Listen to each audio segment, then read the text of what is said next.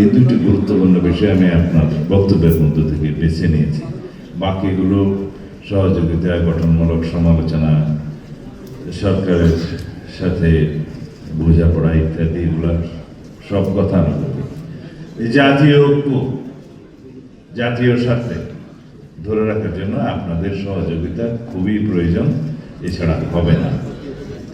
যে অপশক্তির উত্থান সবাই বলে গিয়েছেন, মন্ত্রী ভাই তার প্রকাশ্যে বলেছেন, সেই অপশক্তির উত্থানটা আমরা লক্ষ্য করেছি বিশেষ করে 5ই আগস্টের পরবর্তী সময় থেকে এখন পর্যন্ত।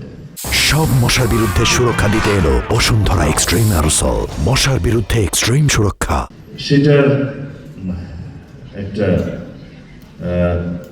রূপ, চেহারা এবং কর্ম গত কয়েকদিন আমরা লক্ষ্য করেছি, প্রকাশিত হয়েছে। সুতরাং জাতীয় ঐক্যকে ধরে রাখবো এবং জাতীয়ভাবে আমাদের সবাই এই বিষয়টাতে যাতে সচেতন হতে পারি, সে বিষয়ে আপনাদের সংবাদপত্র এবং ইলেকট্রনিক মিডিয়ার ভূমিকা অনেক বেশি গুরুত্বপূর্ণ।